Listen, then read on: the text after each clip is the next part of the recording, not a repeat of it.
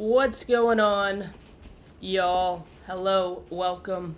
It is Monday, May 18th in southern Illinois, and it's rainy. It's nasty. You can't see it because there's rain all over the window over there. Um, excuse me. And I'm excited to be back because I haven't talked in a while, and sometimes I just need to get shit out of me. So here I am, and I have started to make some topics. I know what topics I kind of want to talk about, and we'll see if it takes me an hour to talk about them. So today I want to talk about the rigged game of life, which I had a thought the other day about how life hasn't always been rigged, but it's being rigged even more now. And it's something that I have struggled with a little bit, about seeing the reality of things while also not paying attention to the reality of things, because I've studied manifestation. I've been interested in manifestation and just our world, quantum physics on a manifestation level, not on a science level necessarily. But like this book, A Happy Pocket Full of Money. I've read it I think 3 times, and it's very interesting. Talking about, money doesn't exist, it's just an agreement we have. Time doesn't exist, it's just an agreement we have, and I agree with that. So I know that, if I focus on the inequalities or unfairness, then I could possibly just be bringing that more into my life or more into my vision. And I don't necessarily want to do that, but I want to talk about the shit. And I think,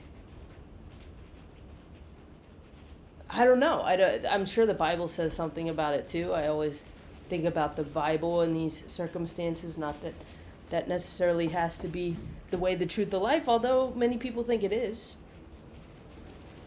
Has a lot of great, a wisdom in it.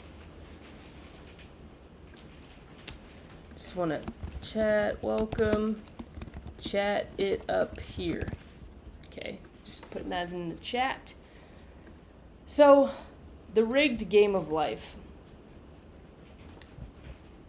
So the other day, I'm trying to buy a flight, and I have a couple flights. I have flight credits on Delta, I have flight credits on Southwest, and I have more on Southwest. So I'm trying to book a flight in July. And I went and looked at prices on Southwest like a week ago, and I saw, certain prices. I was like, I'm going to save this, and then I'm going to come back to it. That was a mistake. So I come back to it, and the flights are $100 more. But you go into the seating, and it's like there's so many seats left on the plane. Like, I didn't check the seating the first time, but come on, buying a handful of tickets is going to raise the price $100. So I've been seeing a lot on social media that if you go to the library, you can get cheaper airline tickets. And I haven't tried that yet, although I'm going to. But when I went to Southwest, I tried to use my credits, and it wouldn't apply them. It would apply one for like $23 and the other for like almost $300. It wouldn't apply. And so I talked to someone, and because the flight is in July and my credit expires May 28th, I couldn't use the credit. I have to take the trip before the credit expires. Which, that is fucking stupid to me. If I am paying the money now, then boom, it's not expired anymore. But for whatever reason, their policy is you have to take the trip within that timeline. And so what she said as a good faith, as a gesture of good faith, we will extend that one time. I've already extended the other one. I think the $23 one. I thought they were the same. They had the same confirmation number. I don't know why they're separated. But I've already had that extended. Let me just take them up. Drink.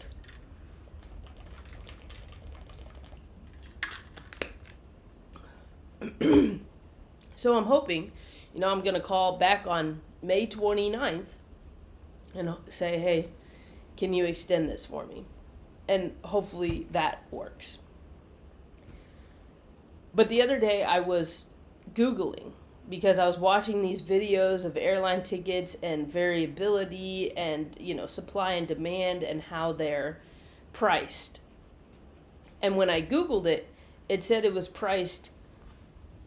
Let's see. I'm just want to pull it up. How does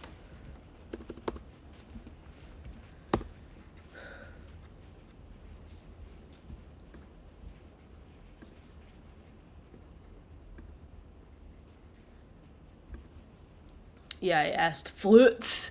How do airlines price flights? Right there. It says flight prices are primarily determined by dynamic algorithms balancing supply and demand. So airlines use yield management software to adjust fares in real time, segmenting passengers by willingness to pay and flight availability to maximize profit. So maybe that's our problem, is we've just maximized profit at all costs. Because it goes on to talk about fares spike during major holidays and peak vacation periods. Flights on Tuesday through Thursday are typically cheaper than weekend or Monday morning flights, which are high in demand. So, right around here is where it talks about that. You see my mouse? I don't know if you see my mouse.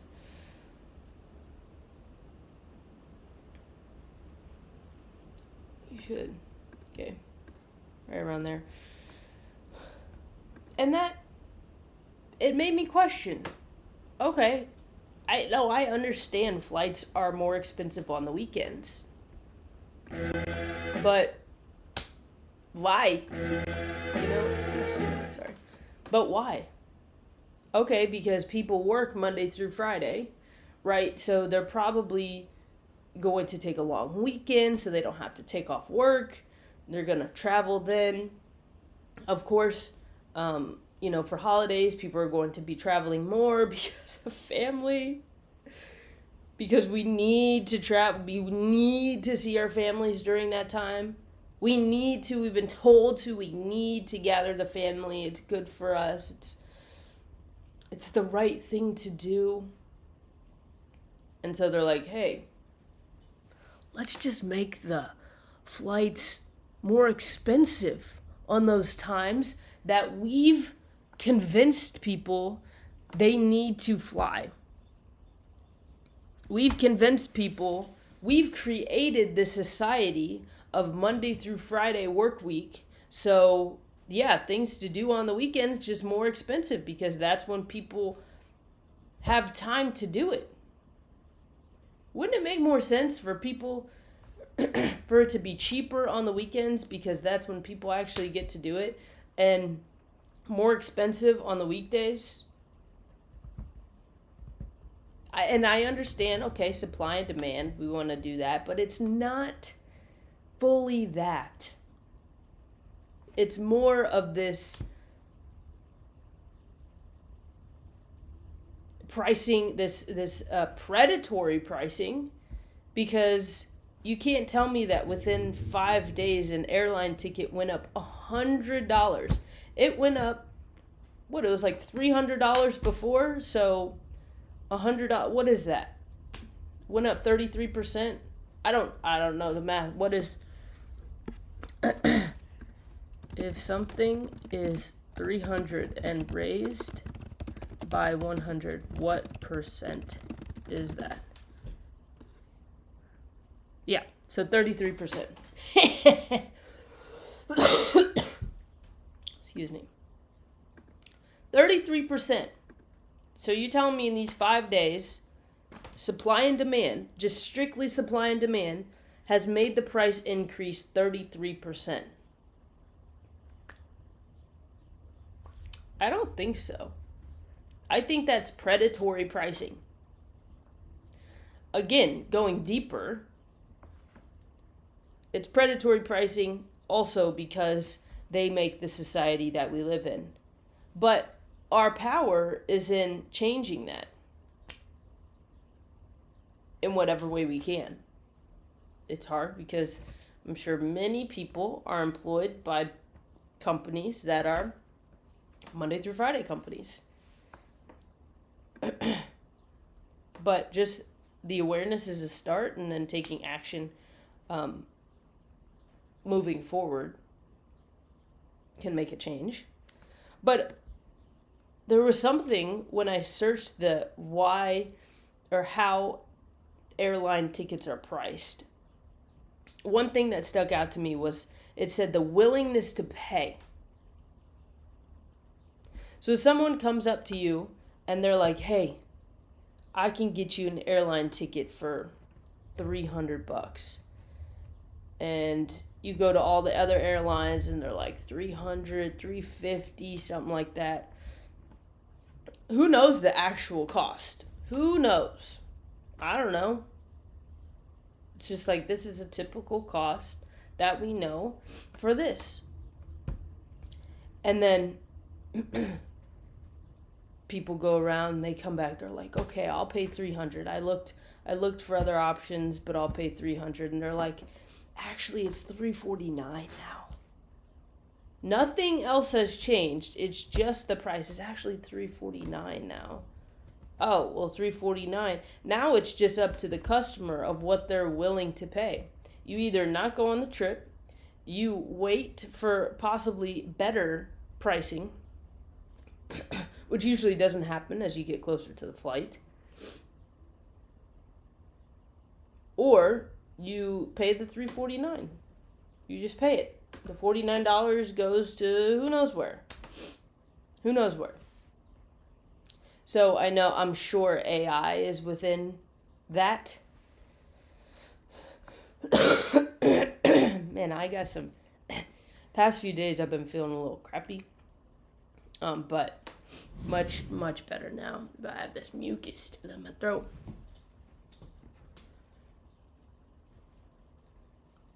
So, I think in that way, the game of life has been rigged.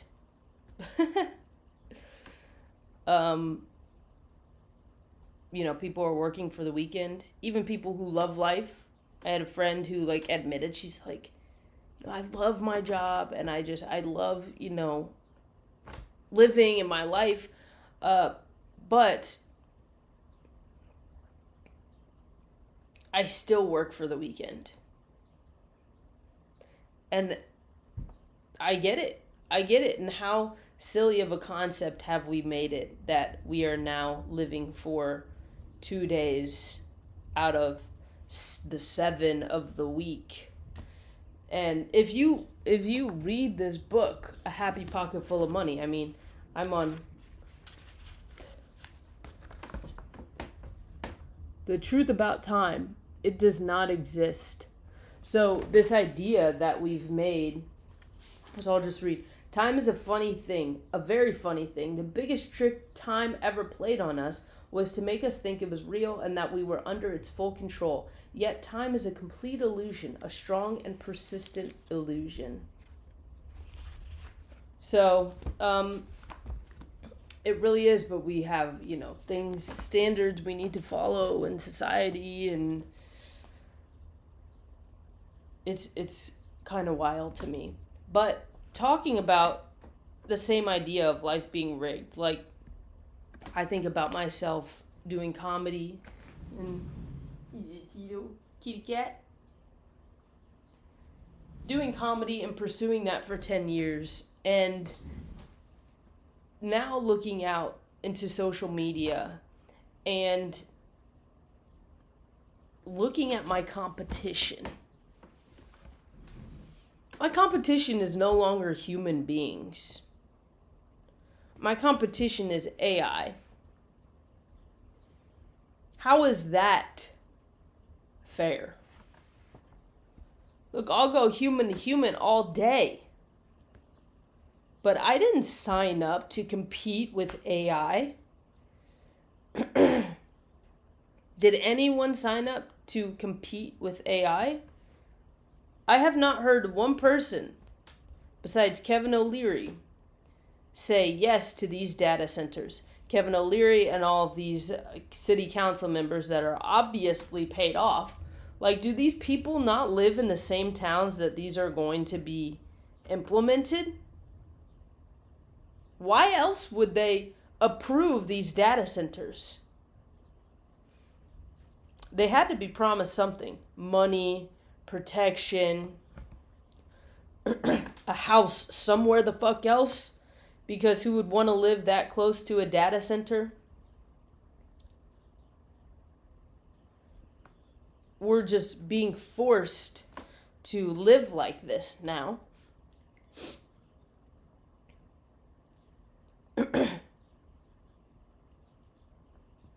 And I see it as unfair.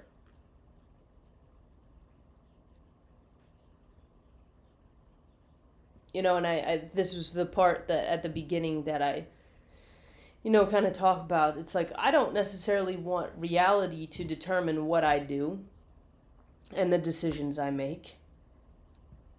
But I think it is important to discern like what's going on out there and what my purpose is within society, within the world.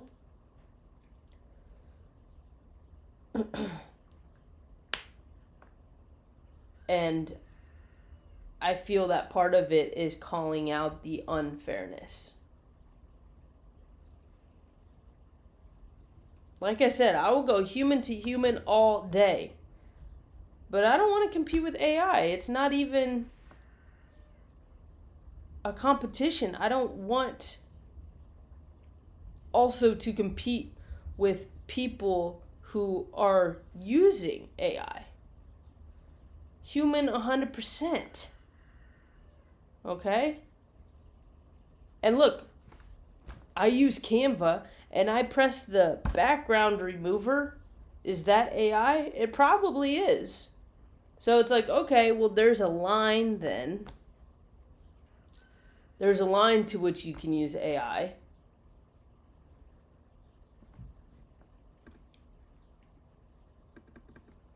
I don't know who else signed up to compete with AI. There was a time when I rooted for capitalism. I was like, we live in the best country ever. Right? I love capitalism because it's a meritocracy. It's merit-based. It's the value that you bring to the world. It's the good work that you do for other people. It's you work hard, you get rewarded. And now that I know it's not a meritocracy, now that I know that people are, as Candace Owens puts it, have the Midas touch, that they come out of nowhere and they just, and then they're like best friends with the fucking president, and it's like, how did you do that? I got 13 views on my YouTube video the other day, and you just started a little bit ago, and you're already really out there. It just makes you question. And sometimes it can really get you down, too. But I used to be pro-capitalism. But now capitalism means that, there are 4 or 5 airlines. Or 4 or 5 companies that distribute all of the food in our world. Or at least in our country. Now capitalism has become a monopoly. A handful of monopolies. And that I am not a fan of.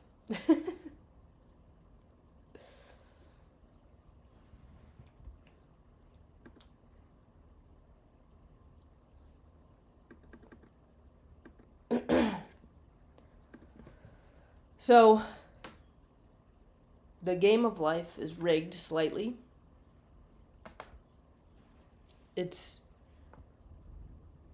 We thought the rules were certain things, and they switched it up on us. Look, we don't know the mergers and acquisitions that happen all the time. We don't know that, Kraft buys this other big company and now there's just this, and somebody owns Kraft, I'm sure. But we don't really know when this happens. And there's supposed to be laws against this, but we obviously know that politicians, people in power, CEOs, they don't really have to follow those laws anymore. You just be eating kids out there. You don't really gotta have accountability. You don't have to be held accountable.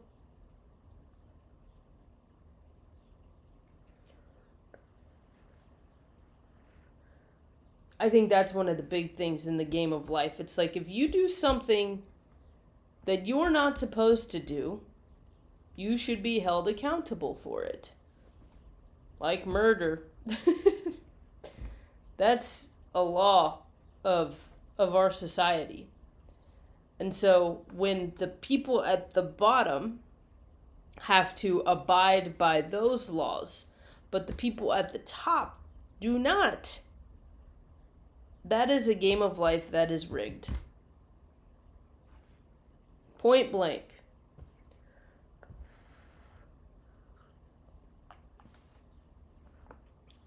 Sipping my coffee. This is just black. It's black silk Folgers this morning.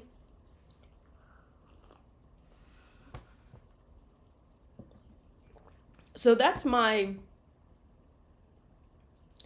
and I didn't even hit, like, I'm sure there are many examples as to how the game of life is rigged. And listen, you could, I have a friend who is very much in the mindset of not paying attention to reality, right? And just manifesting and building this amazing life. But she also told me that her rent has been raised every year for the past few years that she's been in her apartment building. And she's thinking about moving to another place to where her rent isn't so high. And she's happy with that. She's like, I'll still like, maybe this is too extravagant. I'll still like this other place over here.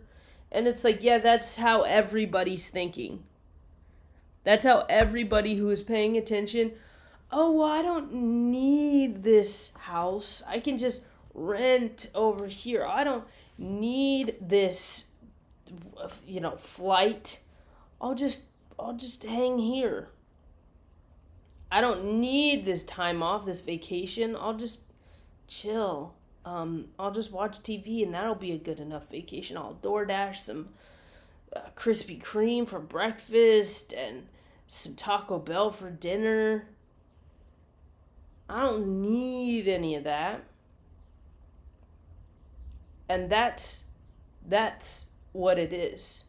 It's people have now had to settle because prices are just being raised and raised and raised. And how do you survive when prices are being raised but your salary is not being raised, but the minimum wage isn't being raised?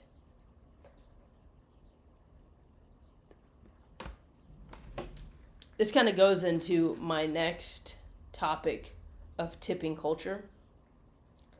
So my friend and I were talking the other day about tipping culture. She's mostly been like back of the house, in like restaurant industry, and um and I've been front of the house. I've been a server, so I'm used to getting tips, whereas back of house is not. They just get an hourly rate. And I said to her, I was like, I think this is a conspiracy, but the people in charge have made it to where the people at the bottom are just paying for one another. And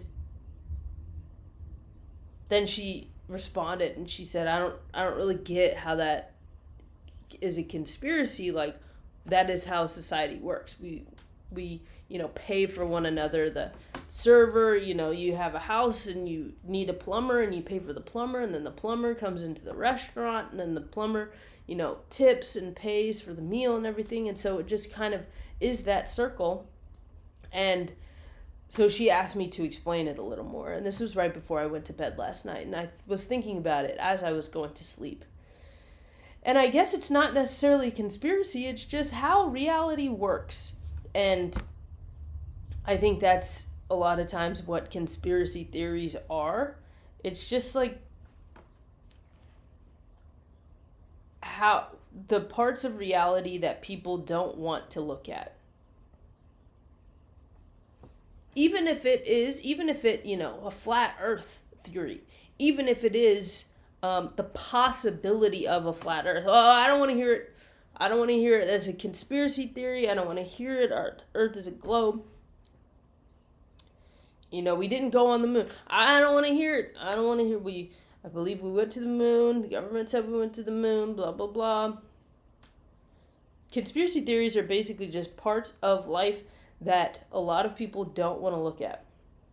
So this idea of why I think the people at the top are forcing people at the bottom to pay for each other is the idea that the prices are continuing. The problem with that is the prices continue to increase, but the money stays the same. So let's say the plumber comes in and orders a cheeseburger and fries meal, a whole thing. Say it's $15, tips $5, and his prices stay the same for his plumbing business, whatever. And then the next time he comes in, the prices have increases. Now it's $17. Okay, so does that mean he tips more? If you're going to do a percentage, if you're going to do, I want to tip 20%. Okay, now you got to tip more, but you're tipping more for the same service. And there have been arguments online of like, if I order a burger and fries for $15 and I order a steak, the steak is going to be $50. Why am I tipping more if the server just brought out the steak or they brought out the cheeseburger and fries? Plus, the cook isn't getting any of the tips. So it's not their knowledge on how to cook steak. It's not the service they're bringing. It's just a higher ticket. And so automatically you're supposed to tip higher. That's how we just know how to do it. And so now the plumber comes in and now it's $20 for a cheeseburger and fries. Okay, now they got to tip like even more. And now the plumber's got to raise his prices. And so all the people who go to his business, their salary hasn't increased, but they got to pay more for the plumber's services. And how does the plumber make more money rather than just, maybe an unclog was $200 before and now it's $500. Well, he can't raise it to $1,000 because it's not supply and demand anymore. It's what he needs to pay his bills.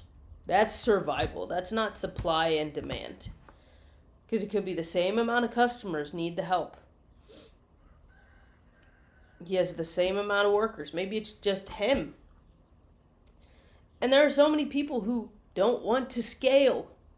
So I go, how do you make more money? Oh, well, you should scale. You get someone else, you take on more clients. Then you get someone else, take on more clients. What if somebody doesn't want to do that? Oh, well, then you fail as an entrepreneur. Then you need to go get hired over here. And it's not necessarily a free society. That's not a merit-based society. That's definitely not a community-based society.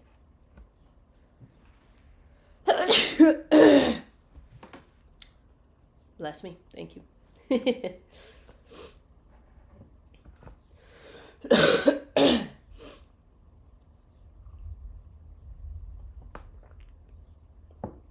So, something else I had thought about within this topic was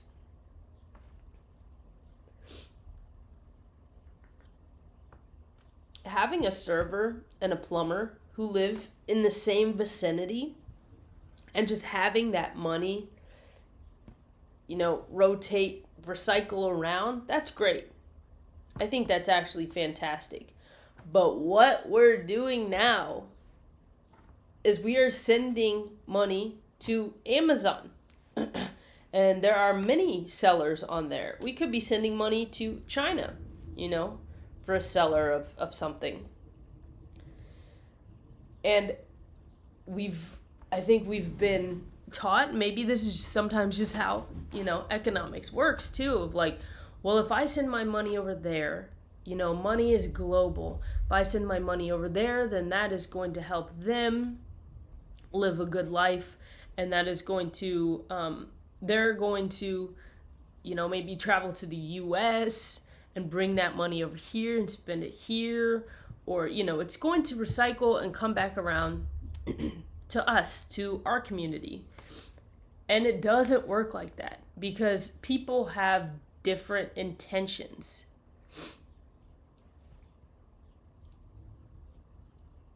Like,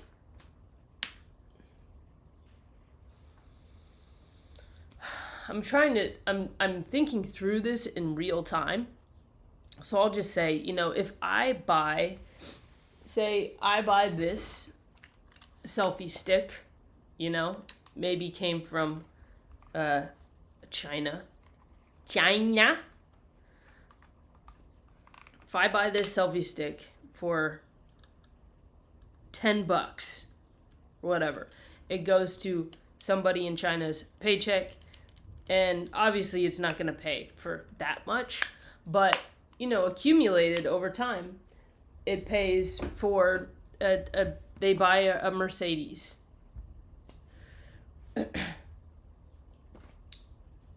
This helps me, sure, having this product has helped me live a better life, helped me create better.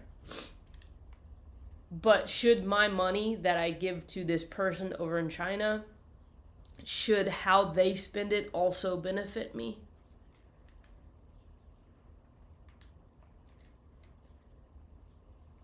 I don't know.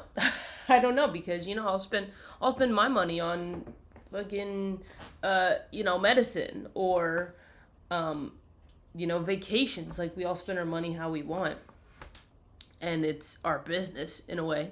But going back to the community idea, we're sending our money out of our communities, and then we have no say of how that money is being used. I mean, it's just like us paying taxes, us paying federal taxes, even state taxes. So I'm in Southern Illinois, so my state taxes probably go a lot to Chicago, to Springfield, to the big cities, because my town probably just needs a little bit of it. So people who are living in Chicago, most of their money probably goes to where they're at in Chicago. Pennies probably come down to where we're at. And it's like, oh, well, Chicago has more needs than us. Maybe. I mean, they definitely do. They have more roads and more people. I get that. But the fact that I'm working And it gets smaller. It's like, okay, you want money to go around America, right? The American economy. And okay, let's go even smaller. You want it to go around the Midwest economy. You want it to go around Illinois economy. You want it to go around Southern Illinois, and then maybe just this town where I'm at. And that's how we're supposed to live. It's actually how we're supposed to live is the community is supposed to stay together and we're supposed to help each other. But now we've gone into this global economy.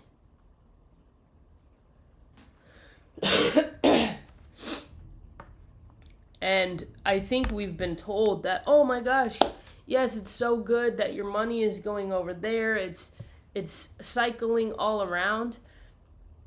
Like, it's incredible. Like, your money's going over to China, and then China's money's coming over here.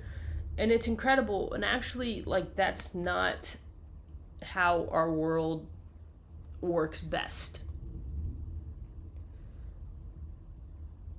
Because also, what happens, with companies that aren't necessarily US based, but are really popular here.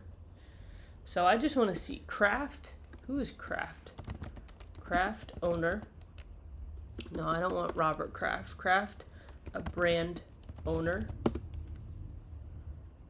It's a Kraft Heinz company. It's owned by institutional investors and a major corporate shareholder. Let me screen share.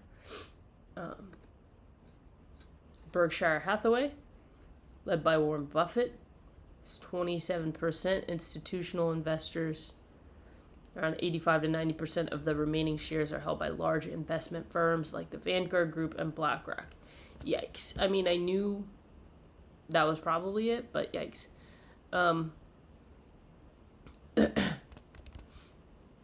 So,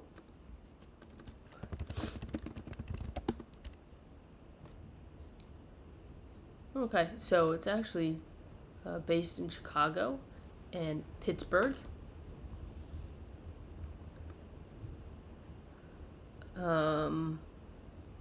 Formed 2015. So Kraft Heinz formed in 2015 through the merger of Kraft Foods Group and H.J. Heinz Company. Operates as a multinational food and beverage company.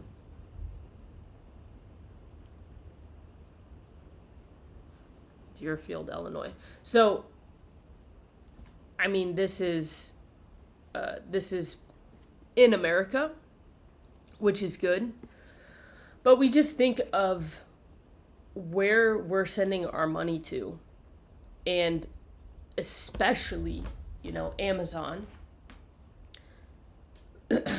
We think, DoorDash. Okay, think of DoorDash. You pay $20 for burger, fries, and a shake at Five Guys. It's more like $30. $30. $15 goes to Five Guys. Okay. Maybe $5 is a tip. Maybe $5 is the delivery fee, so that's $25. And then I think I'm even being conservative with those numbers. So the extra, because I think it's more like 40 actually. So the extra goes to obviously these, the operations of DoorDash. And so what happens? The prices get raised, the fees get raised, but they're not paying out more. It's just the prices get raised. I mean, seriously, delivery fees go from $5 to $6, but the driver still gets paid $2. Because that's the minimum, pay for a driver on a delivery. So the money isn't going to the people actually doing the work on the ground who are in that one community. The money is going to a corporation who lives in who's in another state, who's run by someone who lives in another state, who probably has multiple homes.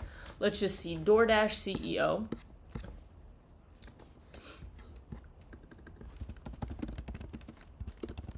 Oh, salary. So annual base salary is $300,000. His total compensation is $431,000, so almost $432,000.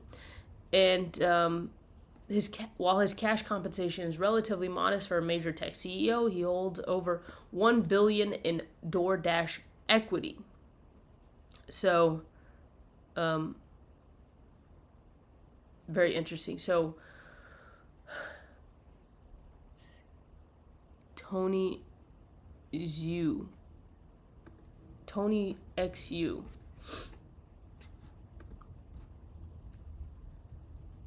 That's Tony XU. Just me, or I didn't picture that to be Tony XU. That's because it wasn't. Okay, him.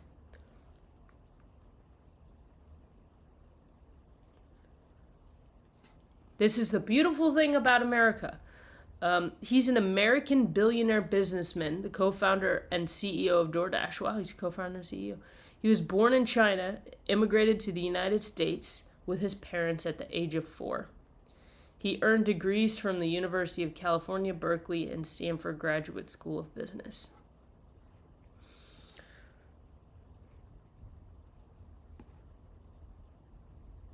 Interesting. Okay, so I have ideas in my head that do I want to share them online? The first thing it made me think was like, not only am I competing with AI, not only Americans, not only, are we competing with AI, not only are we competing with other Americans, but we're competing from people all over the world. How many countries can you say that? Do you go to Germany and they're like, oh yeah, we are competing with Americans? No, I don't think that happens. I don't think Americans travel to Germany to compete in their economy. So it's like, to be successful in this economy, I have to compete with people who are not from here, because that is America. It's the hub of opportunity, right? And I think it's gotten out of control, frankly. I don't know. Does that sound racist? It's like, am I supposed to move somewhere? Am I just supposed to work harder? But I think back to the idea of, my conversation with my friend and how we've been forced to pay for one another. It sounds in theory like a great idea, but when we look at the reality of it, the prices are being raised, the salaries and the pay are not, and a lot of our money is going to communities outside of ours. I just got a job at a local, it's like a bar and grill type place, and they're farm to table, and I love that because we are benefiting local farmers, local employees, just a lot of locals who come in there and have lunch and celebrate. And I've given my thoughts on kind of the emptiness of consumerism. And it's like, okay, should we even be doing this at all? Should we just be playing in the grass at our home and growing our own food? But I think we can go out and enjoy dinner and being served and having these fun drinks that we don't have at home, having these good foods that we don't have at home. So I think that's, again, it's all community based. And I'm so grateful to work at a place like that rather than working for DoorDash, rather than working for a company and building something for them where they don't live near me. They don't put money back into my economy, my community where I'm at. Like these data centers. What are they doing for that economy? Oh, well, they'll bring jobs. Well, guess what? They'll bring jobs where the salary won't increase, but prices will be raised. The environment will be completely destroyed. I mean, there's a few solar farms out here that have taken up farmland, and it looks dystopian as fuck. It really does. And I think, yes, the Met Gala happened the other day, but I was watching something where they were talking about these cities. I think it was Tim Dillon. They were talking about these cities and how, you go to a city and they're pretty much the same. Like, they're different, there's some cultural aspects, but they're pretty much the same. You go in there, there's a mall, you have these certain chain restaurants, like they're all the same. They're apartment buildings, multifamily, or like it's like multi-use space, so it's like apartments on top and yoga, Orange Theory, tanning, facelifts on the bottom, right? You have all these businesses on the bottom, and basically we're just creating cities for rich people to stay, and they'll never have to leave. And it just really reminded me of the Hunger Games, in addition to the Met Gala being very recent. The Hunger Games, where you have these people who are rich and they're dressing up and they're like, life is perfect. Like, maybe life isn't perfect, but we're going to take time out to dress up in these $100,000 outfits. And then you have all of these farmlands being completely destroyed by data centers. And hopefully this never happens, but people were lining up for bread. I mean, that happened in the Hunger Games, right? The guy threw away the bread. And Katniss is like, what the fuck, dude? That's what it reminds me of. You got the rich over here, and you got the people who are just trying to live their lives. Their farmland and their land, their backyards, are being destroyed for not their benefit at all. And so, yeah, it may not be a conspiracy. It's actually just happening. And tipping culture, I mean, I think it just goes within this.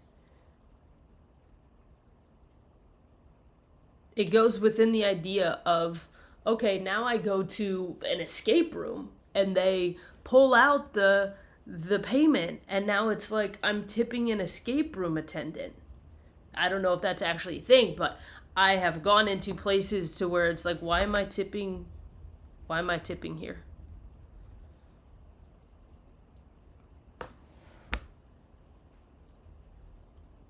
And that's why I think, oh, well,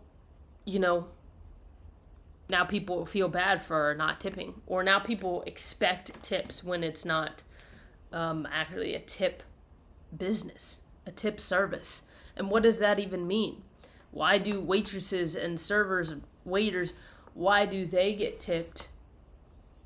But dog walkers, I mean, I've dog sat and I've gotten tipped before for sure. But, you go get an oil change. You don't tip the guy who did your oil change. You go to a hairdresser, and you tip them. Like, what is the difference between a service where you get tipped and a service where you don't get tipped? I don't know, would it be better just for... Would restaurants even be able to pay the full Well, they have to pay the full minimum wage, because if you don't make the minimum wage, they are supposed to. So say you make $7.50 an hour serving, and you have no tables. It's like, dead that whole day. They're supposed to make up the difference so you get $15 an hour. I've heard that some places don't do that, but I would cause a riot if I found out a place didn't do that. Place I worked at.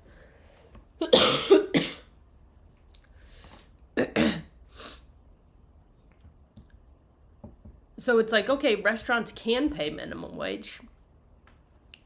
What if they priced, if tips really are a part of the service and servers should get paid more?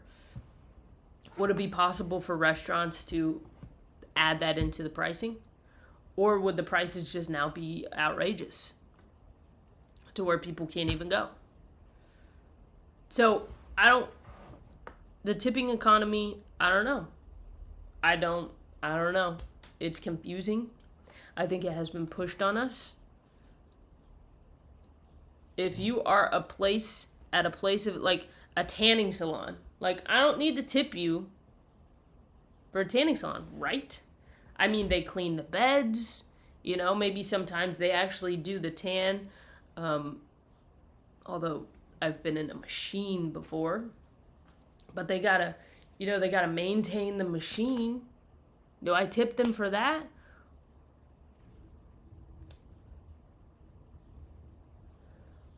So it's very confusing.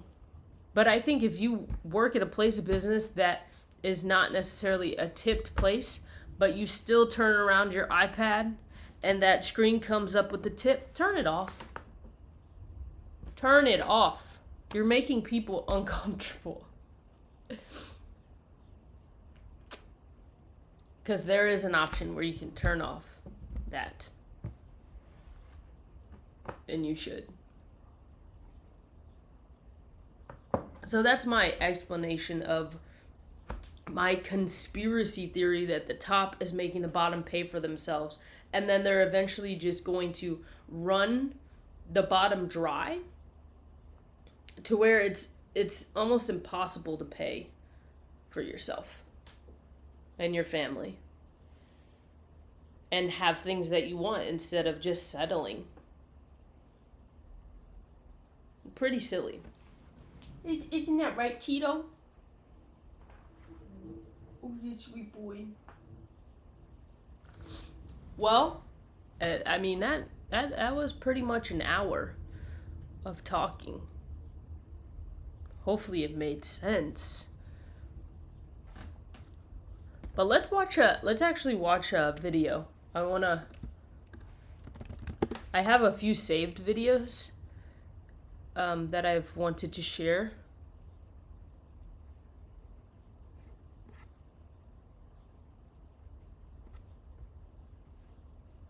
Okay. Profile saved. Let's see if we can find something good. Screen share.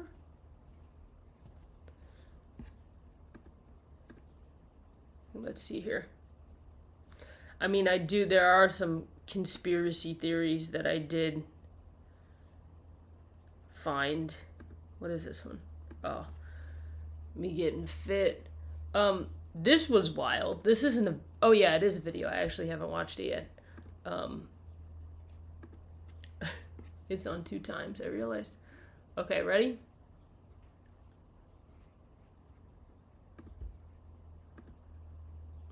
Some stupid lizard occult Illuminati bullshit. But bro, if you would have told me that it was for a Wordle game show, I swear to God. Let me start this over.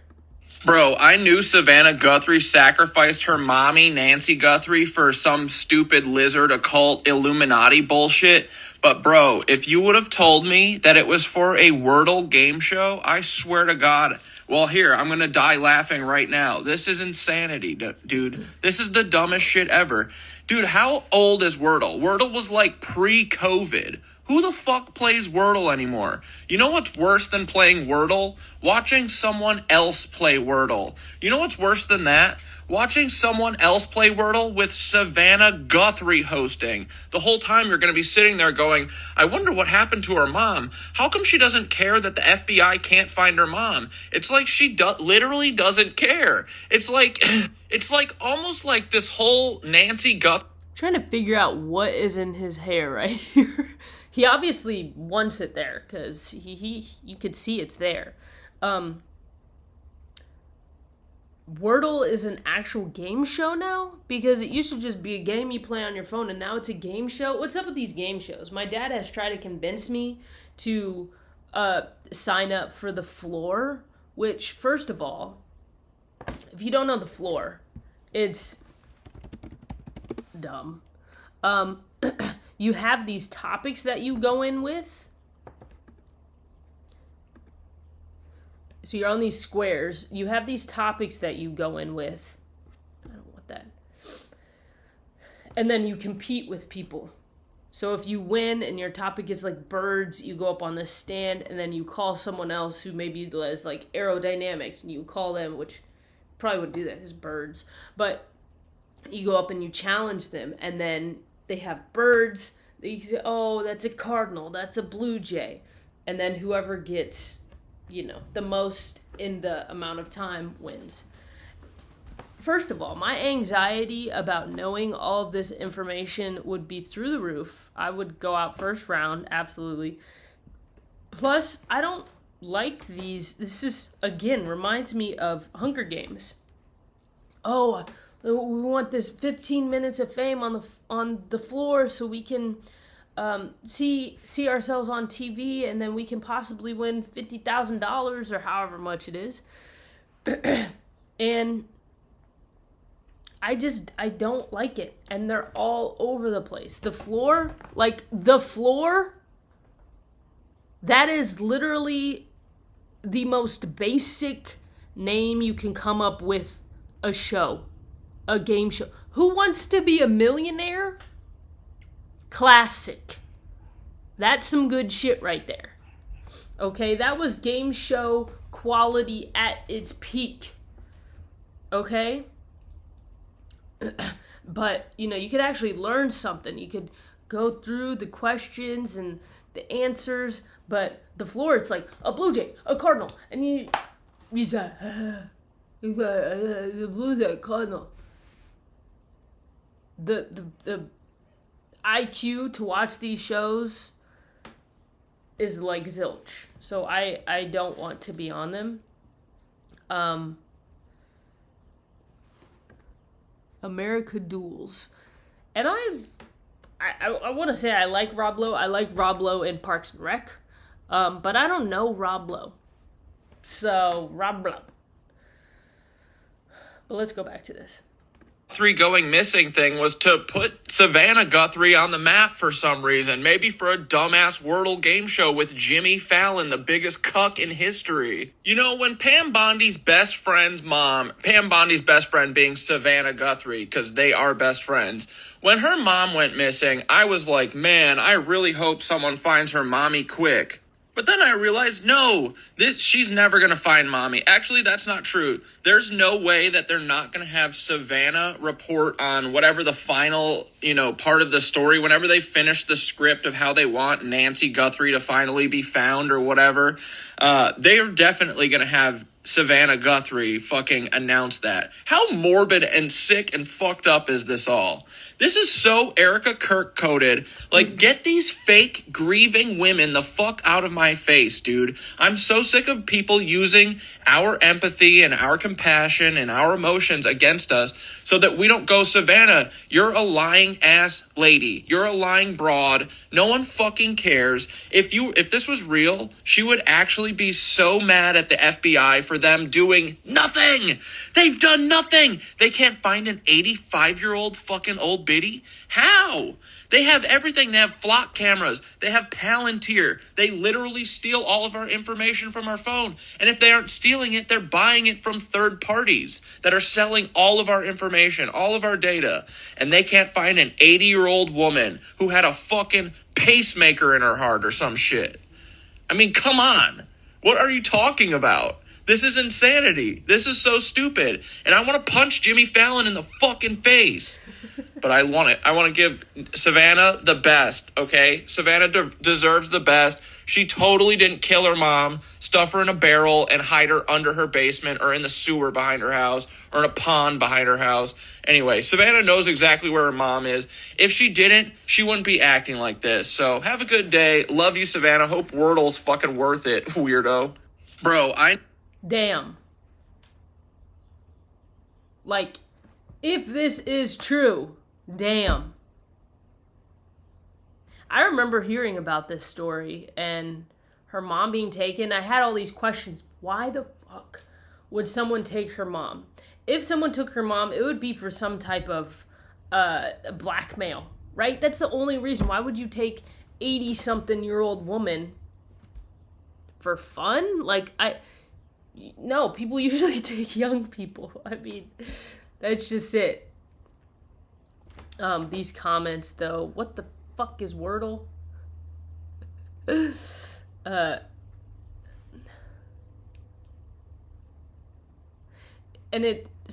this girl said, I saw the Wordle announcement yesterday and I thought the same thing. You make it even funnier, though. Oh, I didn't see the Wordle announcement. And I don't know if I would have thought the same thing just because I haven't really been paying attention that much. But, I mean, it makes sense. I don't know if this is... People grieve differently, right? People grieve differently. I don't know. Obviously, this is... And I say obviously, I don't know. This was after her mother passed. Was taken. I've played Wordle maybe like twice, if that. So it says she was the only one that interviewed every single one of the Epstein victims, and then when the files started coming out, this happened. I guess they gave her something to talk about other than the files.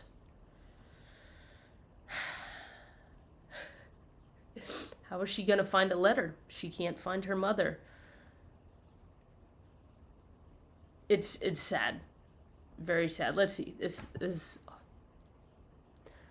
But it was true what he said about them using our empathy. Because when this story came out, I was like, oh my gosh, what is happening, you know? And that is our energy, I feel, being siphoned. Because then when we find out that it's a scam, or we give false empathy to something, then we lose that energy and it's replaced with other energies. Anger, confusion, sadness, that all of this is a fucking lie. So let's see. They offered her mom the same weekend the files came out. Savannah is the only journalist to ever ask Trump to his face about the allegations, and she won an Emmy for that exact interview. Nancy was a warning shot to any journalist or news anchor who was even considering reporting on the content of the files.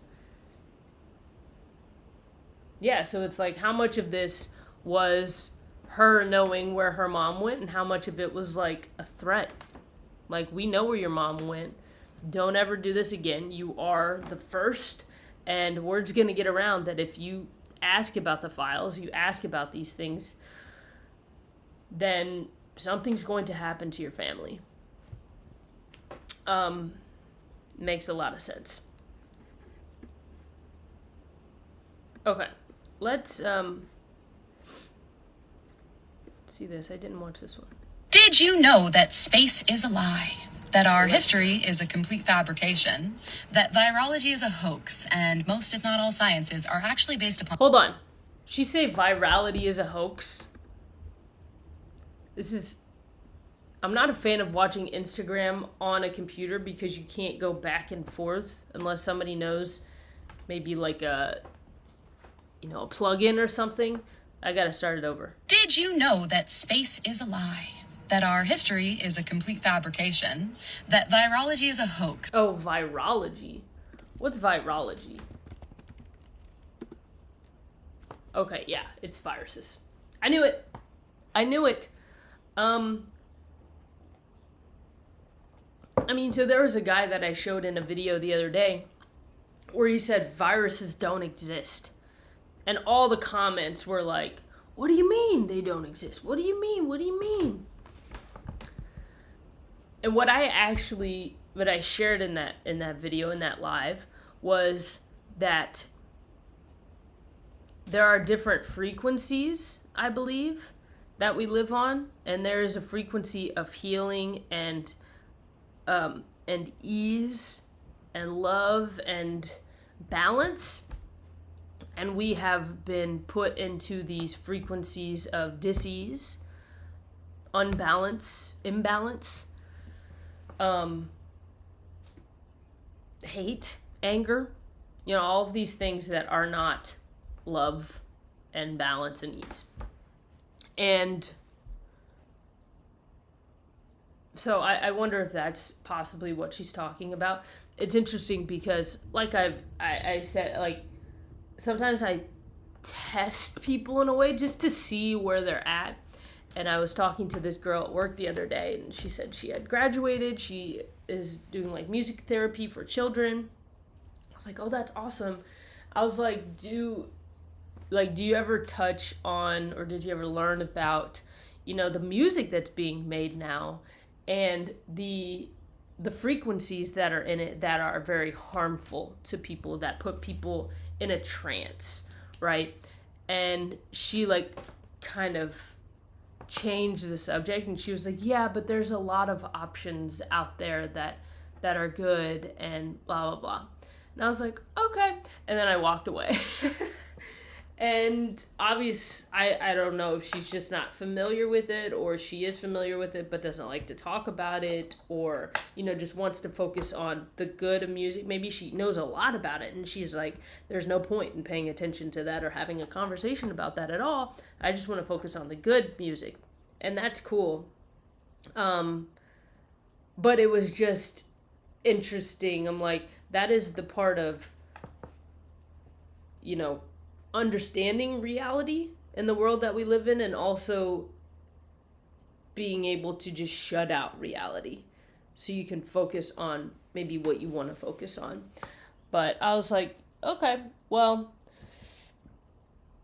we won't talk about this anymore. Not that I'm not necessarily interested in talking with you, although just the overall shift, I wasn't. But good to know. Okay, great conversation. Thank you. Okay, let's continue this. And most, if not all, sciences are actually based upon flawed foundational evidence and can be labeled by their own terms as pseudo at best. That dragons are more real than dinosaurs. That our evolution from monkeys is just as made up as the slow growth of these advanced technologies like AI and weather control that have in fact been in play long before we could even imagine. Just like we as humans have always been here and are actually way more primitive now than our ancestors were. That religion is a fragmented pale ghost of purposely dissected doctrines devoid and removed of the real truth. That human beings have way more than 5 senses and real-life superpowers that are being suppressed by the inverted slog of low vibrational frequencies we pretend are harmless. That at one point we had trees miles long that are now just petrified, lifeless stumps we pass off as rocks. That the governing powers that be have reset our civilization more times than you. Speaking of those rocks, like, I've heard that Himalayan salt, Himalayan, like, kind of in the name, but is basically petrified giants. And so this pink Himalayan salt, it just like, it came out of nowhere, right? It came out of nowhere over the past few years, like as a trend. And are they really, just like they're putting humans in McDonald's cheeseburgers and other fast food restaurants, are they making Himalayan salt a trend to make us eat the petrified remains of giants? You know how crazy that sentence is? If I told my mom, my family, anybody that, not my sisters, They'd be like, what did you just say? Okay, let's finish this. Can count.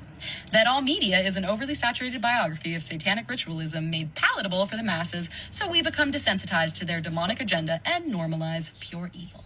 That our food, medicine, skincare, household products, and everything that can be consumed physically and energetically is being poisoned to keep us at a low-level baseline of barely alive. Okay. I was having a conversation with a girl I was working with yesterday, and we were walking outside, and it's very hot and humid in St. Louis. And she was like, man, I can't imagine, all these girls putting like a full face of makeup on today and just sweating. I'm like, it's not good for you. Your pores open up and the stuff just goes in, and the girl's like, it's just dirt.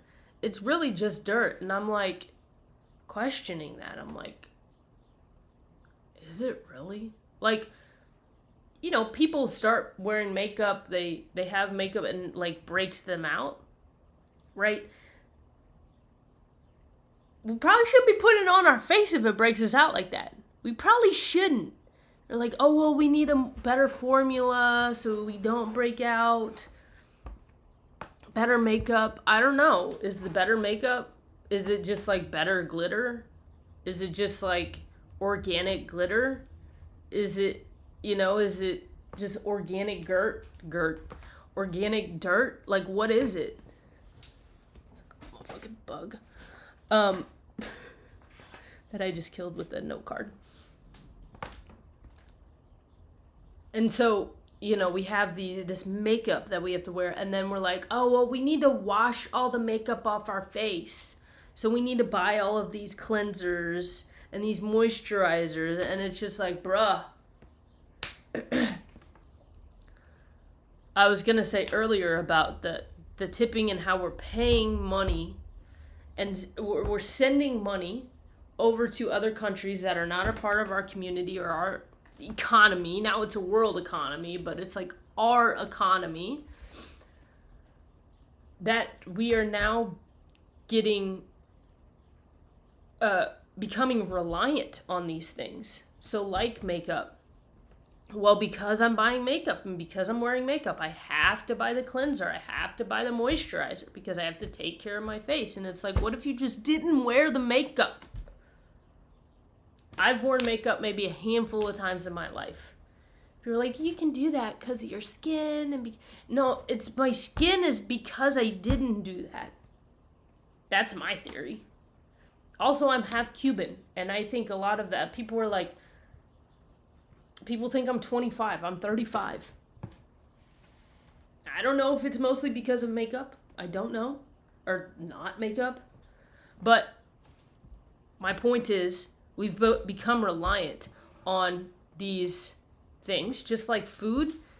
I talked to my sister about an American diet, and she's like, if you are on an American diet and you try to fast, it's actually very difficult for you because you have to wean yourself off of sugar because there's so much sugar in the American diet.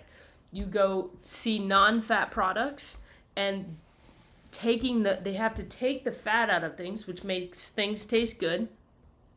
Take the fat out. Well, now the product tastes bad. How can we make it taste good and still have it non-fat? Well, we put sugar in it. We put some type of sweetener in it.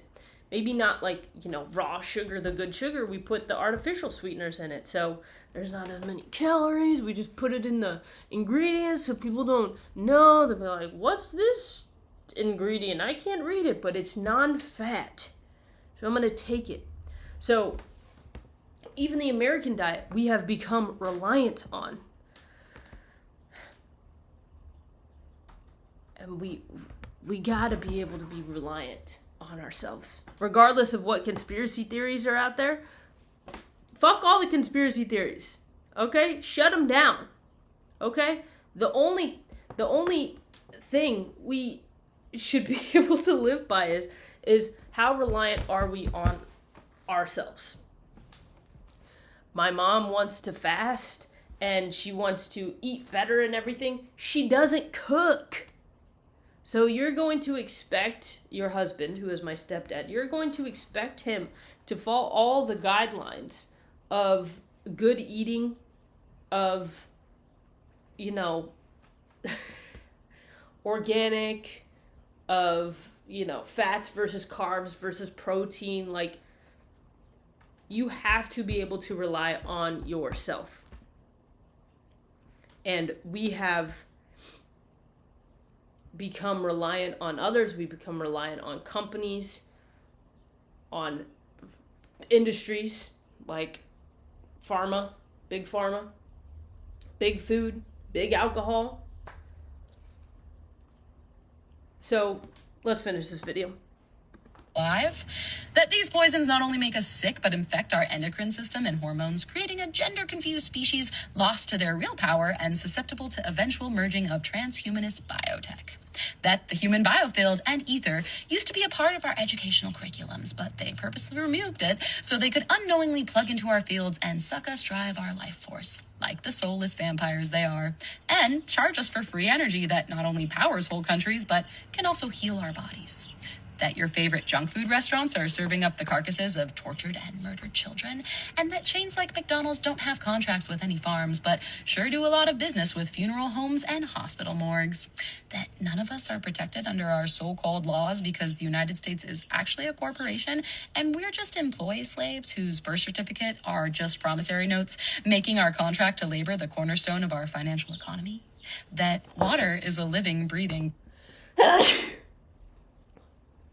conscious divine God, and that we are made up of 99% water on a molecular level, that reality is just a fluid, ever-evolving holographic prison that forms through how we choose to interact with it.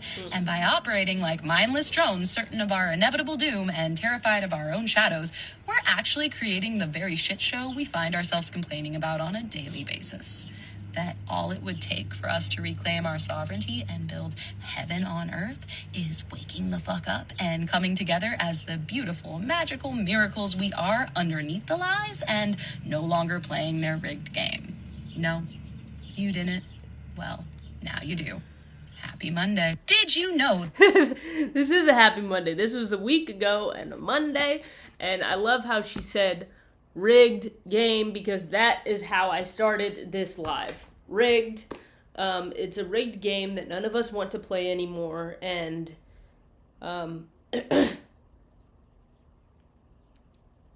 you know, she says, like, we have to wake up. And one more thing I'll say is, a thought I had yesterday is, I ask a lot of questions. Whether I'm having a conversation with a person, whether I'm just contemplating, I'm thinking. If I learn a news story, like again, that Savannah Guthrie. Why would somebody take an 85-year-old mom? Grandma, like, that's woman. That's a question that I have that not many people would ask. They'd just be like, oh, she got taken, oh, that's sad, blah. I just ask a lot of questions, but I'm going to,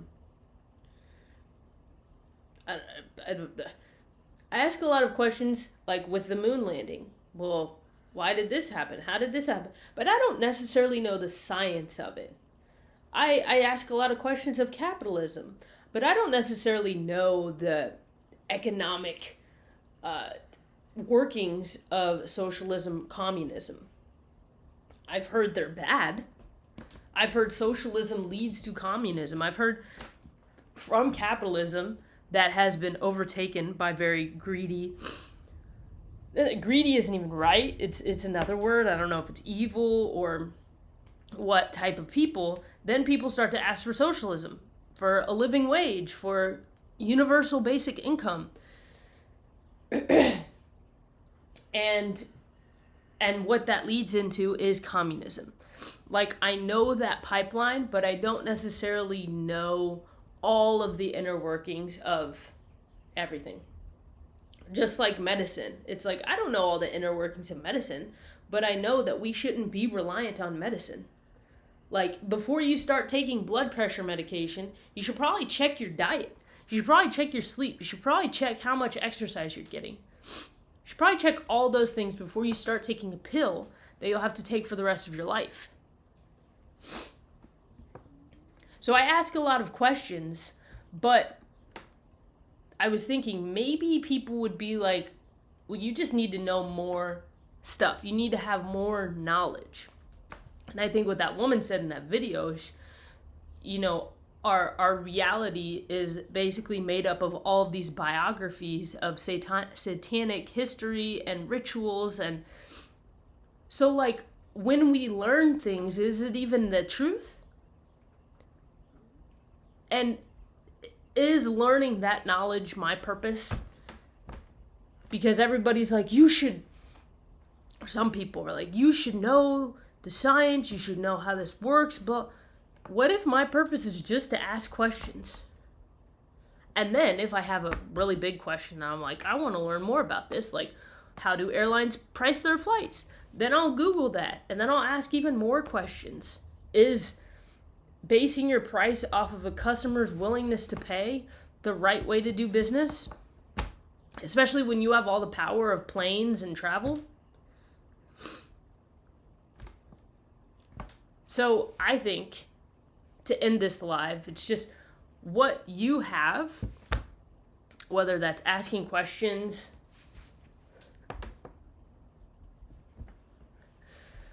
whether that's seeking knowledge, whether that's debunking, whether that's going on social media and, you know, saying that everything is a lie. Because she didn't necessarily give proof. Maybe if you go to her page, she does more. But she just said all of these things that she believes.